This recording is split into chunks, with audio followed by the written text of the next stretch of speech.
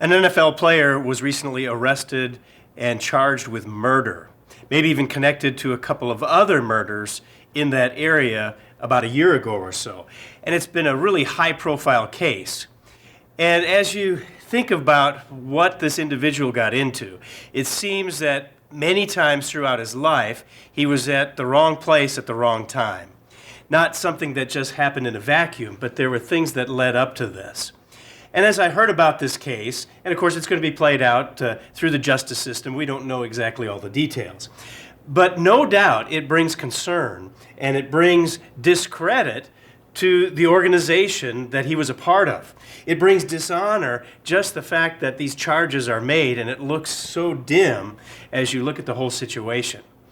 Now, what I think we all need to do in these types of things is consider ourselves when it comes to our behavior. What we do in our lives, does it bring honor to our organization?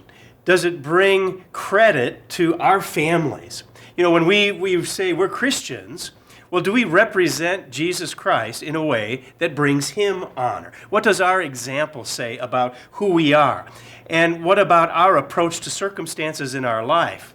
And maybe more specifically, what about our approach to sin?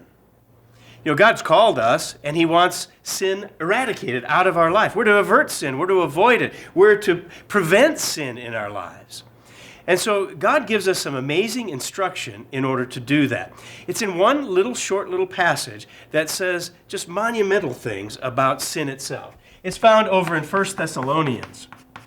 And in 1 Thessalonians, it's kind of interesting the way that it's mentioned here in just a short little concise sentence. Here's what it says. The New King James says, abstain from every form of evil. In the New Living, it says, stay away from every kind of evil. And it's no wonder the King James puts it this way, abstain from all appearance of evil.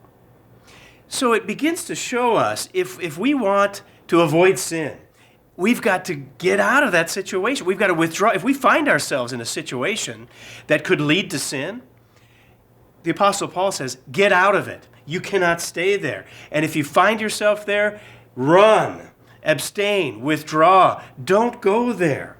Because think about it.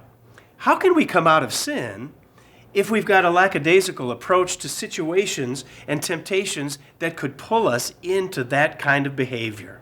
God says, don't even go there. So he says, even the appearance of sin, if it looks like sin, if it could lead to sin, if it even seems to border on sin, God says, abstain, get away, withdraw. Don't go that direction.